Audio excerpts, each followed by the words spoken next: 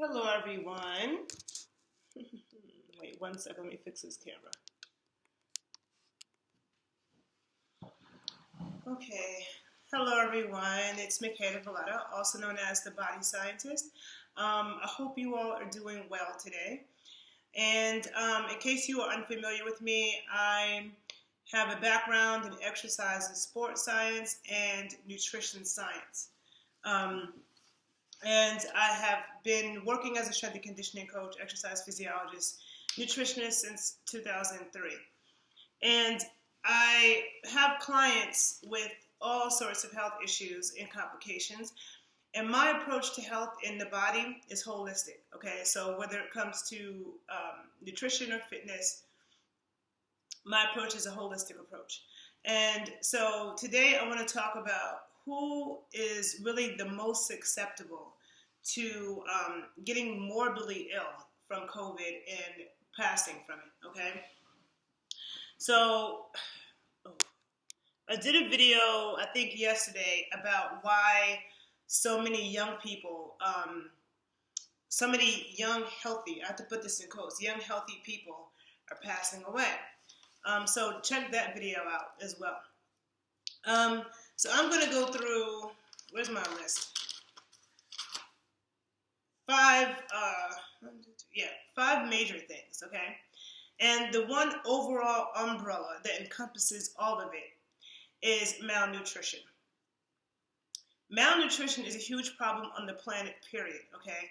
It's a problem in the United States, and malnutrition doesn't mean that you don't have food, okay? You can have plenty of food and still be malnourished because you're not eating good quality food, okay? And this is a global issue, not just an issue in America. Everywhere where there's roads, there is bad food, okay? Especially in developing countries and the United States, so there's people are drinking tons of soda. I mean, when I've been in the Caribbean and Jamaica and Haiti, I've never seen so much soda in my life. So much processed crabs, high sugar foods. I've seen it a lot in Colombia. I have other YouTube videos where I talk about food systems in other countries.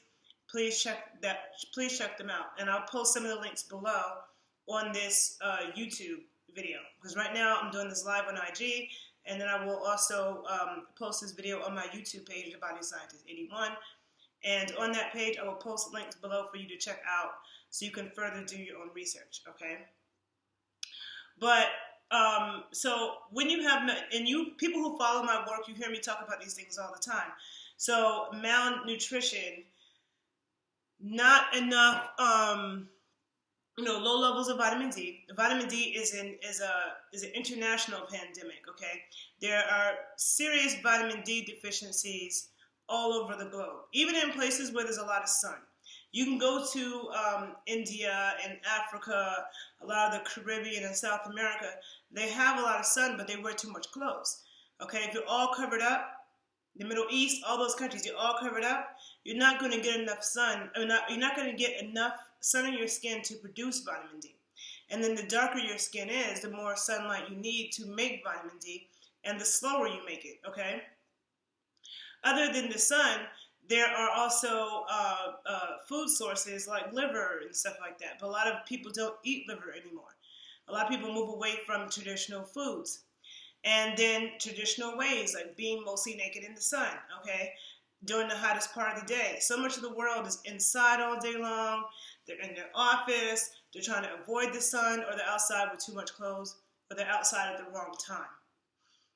You need UVB rays on your skin to make vitamin D. Check out my videos where I get more in depth about that science. I'm not going to do it right here. But trust and believe, vitamin D deficiencies are an international problem. It's a problem all around the world, okay? So having vitamin D deficiencies, vitamin D plays a really important role in keeping your immune system strong in general, but especially preventing upper respiratory tract infections, okay? So then you have the issue of people having intestinal dysbiosis, which is an imbalance of bacteria in the gut. People who've taken antibiotics in their life, which a lot of people have, okay? People who are using hand sanitizer or antibacterial soap. People who are consuming foods. The foods are full of pesticides and herbicides and antibiotics, okay? So if you're just eating regular foods, if you're taking courses of antibiotics in your life, and you're not eating fermented foods, and you're not taking a high dosage of probiotics, trust and believe you have an imbalance in bacteria, okay? And it's worse in some people than others, depending on the sum total of their history, their life history, okay? And I'm not going to get super in-depth about that here because that will be on my Patreon page. But just understand, having an imbalance of bacteria, intestinal dysbiosis, also is a malnourishment issue, okay? And weakens your body. A lot of people are low in zinc and B vitamins and a lot of critical nutrients, okay?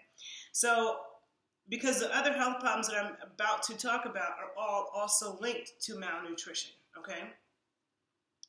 So, and malnutrition is an issue. I mean, malnutrition is an issue in Africa. People keep saying that, you know, oh, Africans aren't dying, but it's just the beginning. Hopefully it'll stay that way, but we don't know.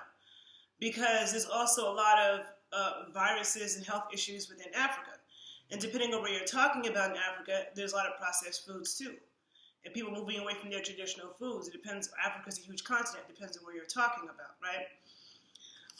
So, obesity, okay? Obesity is one of the main things that greatly increases your chances of dying from COVID, okay? And a huge percentage of the people who are passing away are obese.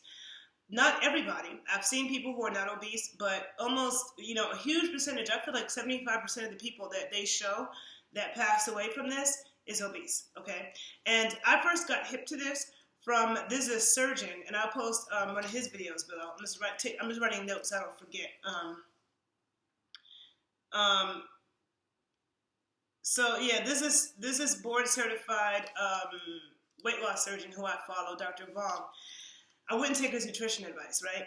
But you can listen to what he's talking about with obese people, right? And the fact that there's such a huge percentage of them dying from COVID. He has a YouTube page where he just talks about weight loss surgery. But now, since this COVID pandemic has been happening, he's been talking about it almost every day and how it pertains to obesity.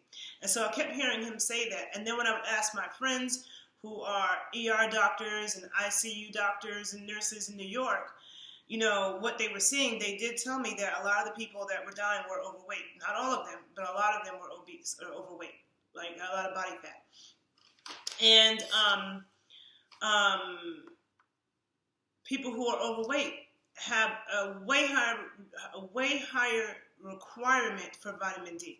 So when I was saying that the more melanin that you have, the more melanin that you have, the harder it is for you to make vitamin D, and the more sunlight you need to make vitamin D. But also, the more body fat you have. So the more body fat you have, your requirements for vitamin D are also a lot greater, a whole lot greater. So that means you need even more of it in your diet, even more sun, okay? So being obese, also when you're obese, a lot of times you already have problems with breathing. Anything that is going to cause your breathing to be more labored is also going to greatly increase your chances of succumbing to COVID, okay? I mean, you have people who are overweight who don't have a problem breathing, but, you know, I've seen my good share of overweight people who they walk a block and they're out of breath. If you're that person, you're greatly at risk for dying from the infection, okay? Also, a lot of obese people have high blood sugar, okay? So this is going into the third comorbidity or health imbalance that can greatly make you susceptible, and that is having high sugar, okay? Diabetics, people who are pre-diabetic, people who are insulin resistant, have high insulin, anything like that, okay? And a lot of times people who are overweight do. They're either pre-diabetic or they have high blood sugar. So a lot of times those also interlinked. So but there are also people who have high blood sugar and are diabetic and insulin resistant who are not overweight. So every diabetic is not overweight. So I'm just saying. But most of these people do have a sugar problem, but not every person with a sugar problem is overweight. So people who are diabetic, pre-diabetic, high insulin, insulin resistant, yada, yada, yada, they have they have more ACE2 receptors on their cells. And ACE2 receptors are the receptors that the COVID virus binds to in order to gain access to your cells. Other viruses can also bind to that receptor, but the COVID virus, since we're talking about COVID-19, it binds to those ACE2 receptors. People who have high sugar and sugar issues, they have a lot more ACE2 inhibitors on their cells. So it makes the virus, it makes it a lot easier for it to penetrate your cells and get into deep into your body and infect you and kill you, okay? Then with people with hypertension, okay, and people on hypertension medication, and this hits home for me because my mom, I tried hard for her not to take hypertension medication, but and she was really working on her blood pressure by doing yoga. She was doing aqua aerobics. She was taking cod liver oil. I actually have a video about, hold on. I have an in-depth video about how I helped my mom with, my mom had a weird lung issue like 3 years ago. I'm so glad she doesn't have this issue now, because if she had this issue now, people would think that she has COVID, because she was coughing like literally every 2 minutes, and it made me so nervous. I felt like she had fluid in her lungs. And we did a whole lot of things, went to a whole lot of doctors, got blood work done. I have an in-depth story about that, and I will post that link below. Below my YouTube video, so you can actually listen to that, because I'm not going to get into it all now. But my mom's blood pressure was coming down a lot, and she's 70 years old, and you know, a lot of Afro-Americans end up with higher blood pressure, but not only that, as you get older, your blood pressure is going to be a little bit higher. The blood pressure thing, I'm going to do a whole other video about blood pressure, because high blood pressure is not always what people think, okay? But, hold on a minute, let me take this note. I'm writing notes so I don't forget certain things.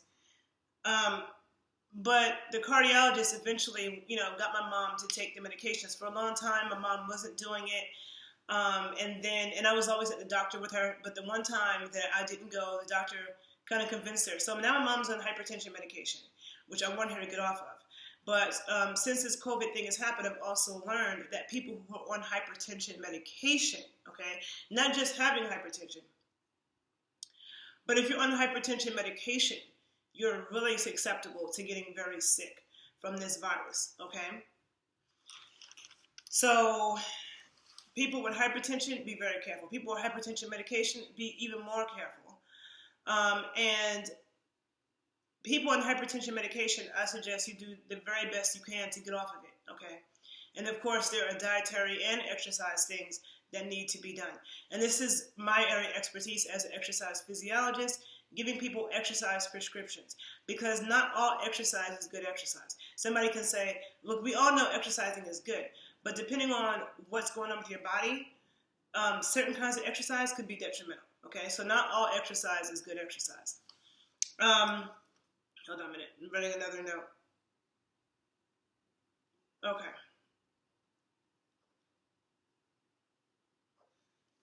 Now, the fifth thing, people with asthma and underlying, hypertension.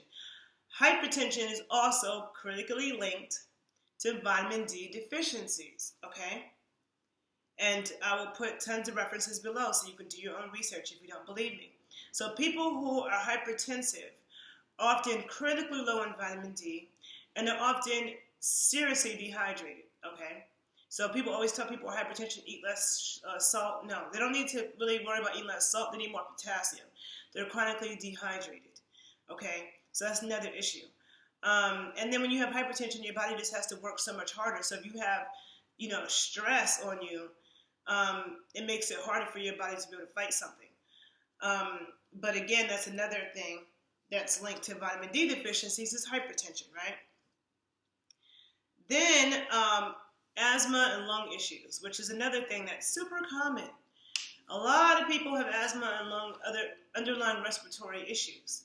And any kind of respiratory infections or lung issues that are pre-existing also greatly open you up to getting really, really sick and possibly dying from COVID, okay? And asthma and lung issues are also linked to vitamin D deficiencies, okay? Vitamin D deficiencies and a lot of times imbalance of bacteria. People with a lot of allergies and people that have like all these allergy problems also have intestinal dysbiosis, which is an imbalance of bacteria. Okay, check out my videos on probiotics and intestinal dysbiosis and stuff like that, and you'll understand a lot more. And the good bacteria in our gut, I think I already said this in this video, maybe I didn't. They produce hydrogen peroxide, okay? There are hydrogen peroxide producing bacteria, and hydrogen peroxide is high in oxygen. Hydrogen is H2O2. Hydrogen peroxide kills viruses and bacteria, and for sure kills lipid-contained viruses, and it for sure kills the COVID virus. So if you have a lot of hydrogen peroxide producing bacteria, which is high in a lot of the lactobacillus species and also homeostatic soil organisms, which I swear by. I have used it for many things, and I have recommended it to clients for many things, and I've seen great success with it. I myself cannot remember the last time I've had a cold, let alone a flu. Like, I literally don't remember. I don't get sick. And it's because ever since like 2003, I've been very much aware of the importance of maintaining my microbiome. I mean, I realized it before then, but it got even more serious with that in 2003. And ever since then, I've been focused on building my microbiome, staying away from antibiotics, taking, good bacteria in my system, eating fermented foods. So this is critically important. And a lot of people with allergies and inflammation, they also have an imbalance of bacteria. So remember, this goes back to what I said in the beginning about malnutrition. A lot of these health problems that I mentioned, the obesity, diabetes, hypertension, asthma, lung issues, breathing issues, they're all linked to an imbalance of bacteria. Imbalance of nutrients in your body, okay? Bacteria or nutrients or both, okay? And so this again goes into why I feel like this virus could also be so deadly. It's very infectious, but there's a lot of people that have underlying health issues, even the people who don't realize they do. Because I did a video yesterday on why so many young, healthy people were dying of COVID, and I feel like a lot of young people are also malnourished.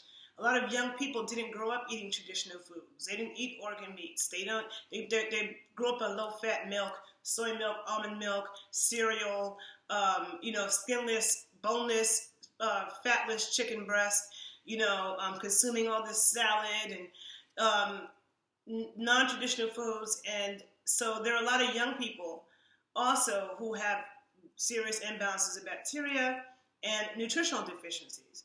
And this is evident in how unhealthy a lot of young people are and what we think is normal. So many young people have so many freaking problems. Okay, and it all goes back to nutrition. This is not like some luck of the draw, like, oh my God, this kid just came out autistic for no reason.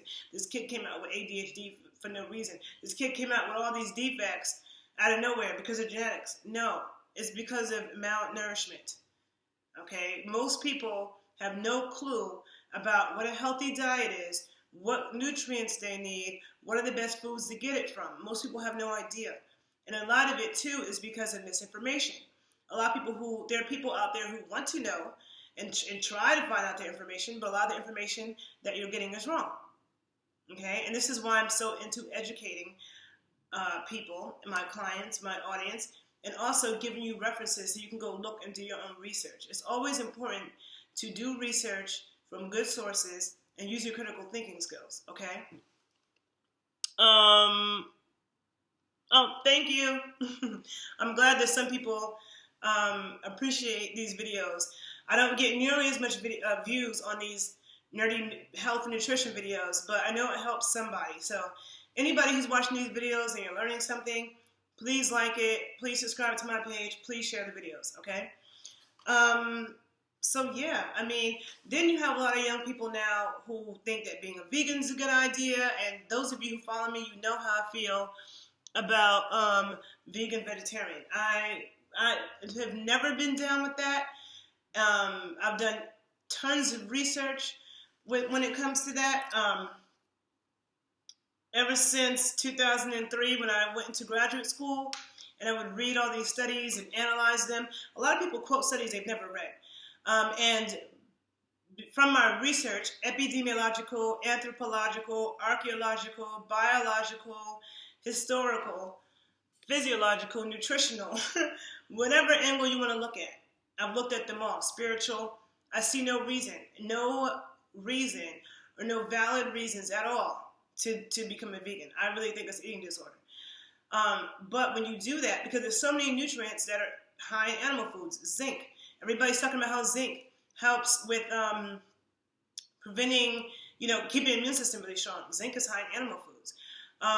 Even vitamin C, the highest percentage of vitamin C is in the adrenal glands, actually. Okay, and indigenous people, traditional peoples ate organ meats. Okay, all over the world, people ate organ meats. Outside of eating the adrenal glands, it's going to be fermented fruits and vegetables. Okay, like the liquid and the fermented fruits and vegetables. A lot of people don't eat that either. People think, oh, I'm going to eat an orange to get my vitamin C. Yeah, there's some vitamin C in oranges, but there's way more vitamin C when it's fermented, number one. Number two, a lot of the fruits and vegetables that we consume now is very low in vitamin C compared to what it was even like in the 40s. And that's because the soil is so depleted. Our soil, just like with animals, like the health of the meat and the milk and the eggs that you eat, the nutritional value of it has to do with the conditions in which the animal was raised. But the same is true when it comes for fruits and vegetables. It depends on the quality of the soil that it was raised in. And a lot of the produce that we're buying now is not being grown in very fertile and nutrient-dense soil. And then a lot of it is old. When you go to the supermarket and buy a piece of fruit, a lot of that fruit has been there for months, okay? And they shipped it from somewhere across the country or out of the country. In order for fruits and vegetables to have a high nutrient content, it has to be picked when it's ripe, at the right time when it's ripe, and it has to be eaten immediately. Because every single day, every single hour that goes by that is not being eaten, it depletes in nutritional value. Vitamin C is an antioxidant, so if you make fresh squeezed juice, you have to drink it immediately. Because every minute it sits there being exposed to the air, the vitamin C starts to deplete. So just eating an orange and drinking some orange juice, or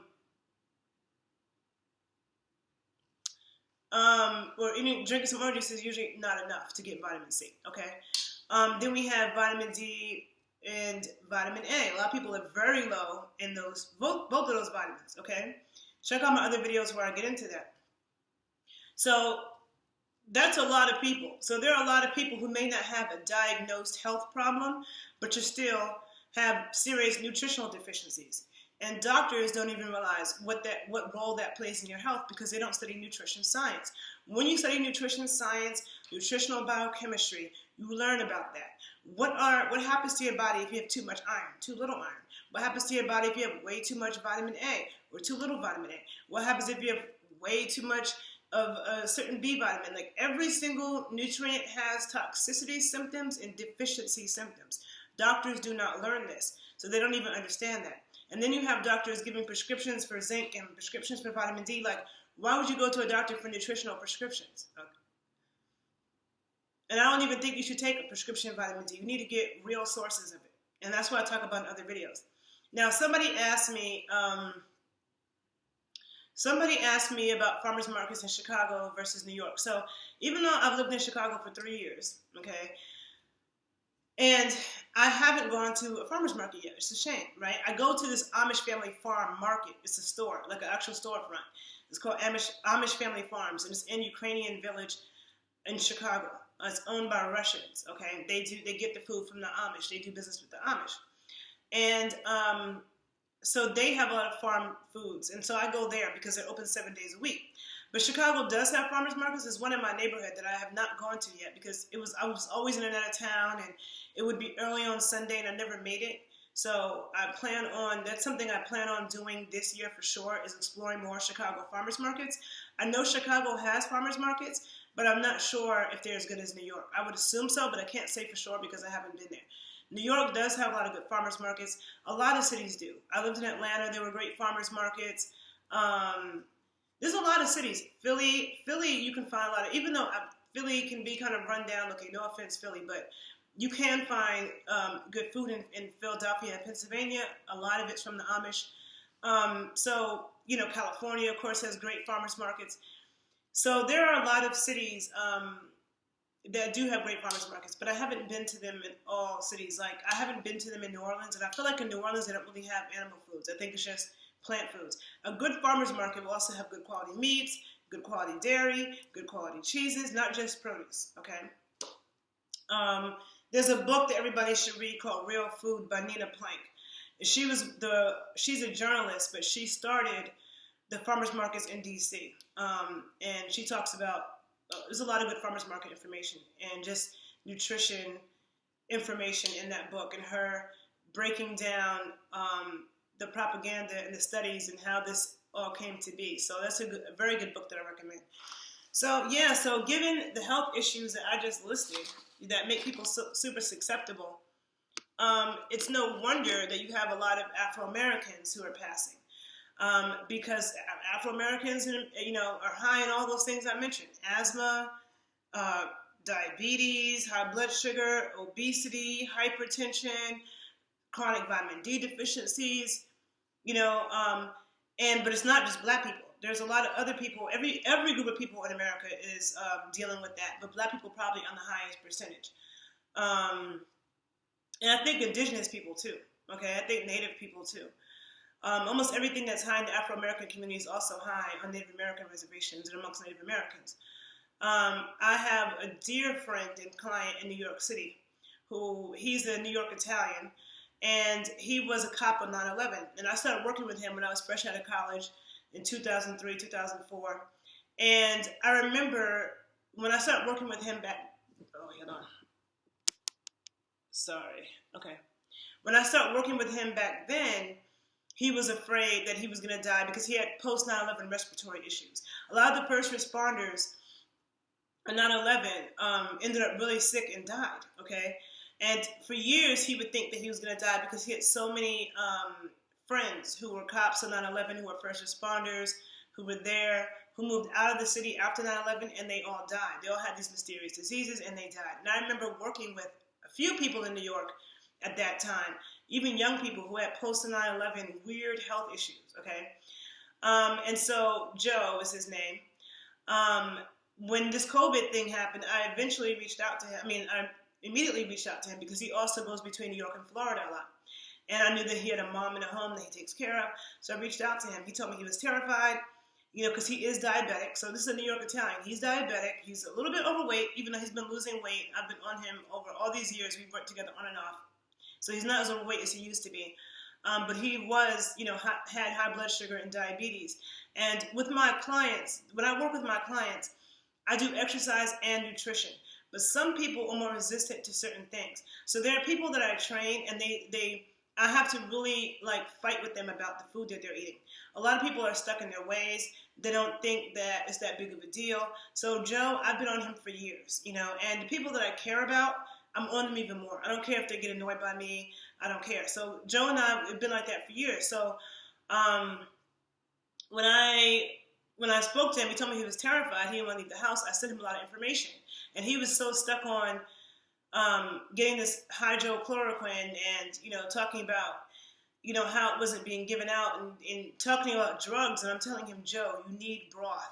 You need cod liver oil. You need, these things. And so I sent him all his information. He thanked me for it. I hadn't followed up with him in a couple of weeks. So yesterday I said, let me reach out to him because I meant to be on him more. But my mind has been in so many places, me just, trying to make sure everybody's good that I care about. And so I reached out to him last night and asked him how he was doing. He told me he just got out of the hospital. So he does have COVID, okay? And he was in the hospital for it. And he was really sick. He was on his way home now. And so he was just like, I'm so lucky to have survived this. And it kind of made me feel bad because I'm like, I wish I would have been on him even more and made him but it's hard because when you don't have if you get in a situation like this and you don't have what you're supposed to have, right? Like, he couldn't go out to the store and start running around doing things. He was terrified of getting COVID, so he didn't want to leave the house. So if you don't want to leave the house, how are you going to get the food you need? And people say that, and then if you have COVID and you're supposed to be in a quarantine, how are you going to get the food you need? Like, yeah, maybe you can get deliveries, but I know for me, in Chicago, I haven't seen any on Whole Foods or whatever, them deliveries have been booked up every time I looked at it. Because sometimes people can't get a delivery, or sometimes some places may not deliver. You just have to go yourself and get it. So I really wanted him to order food from the farm. In New York, I get, you can get broth and raw milk and all that stuff from uddermilk.com. Uddermilk.com. I've been using them since like 2006.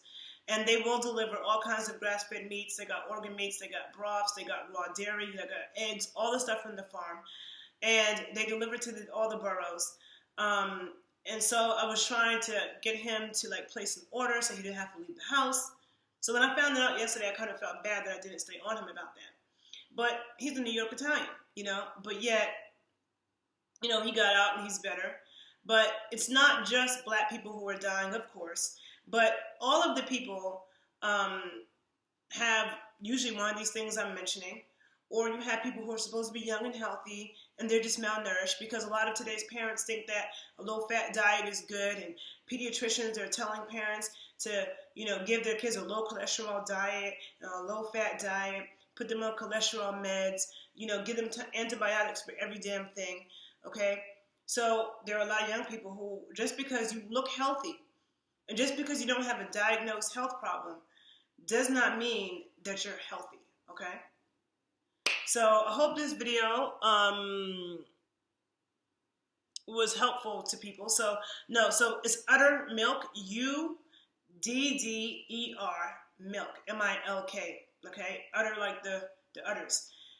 I'll put it below on my YouTube page as well, uddermilk.com. So if you all have learned something from this video, please like it, please share it, please subscribe to my page. If you're on YouTube and you don't follow me on IG, make sure you follow me at _body_scientist. And if you're on IG and you don't follow me on YouTube, be sure to follow me on YouTube at the Body Scientist 81. Okay, people, have a good day. Bye.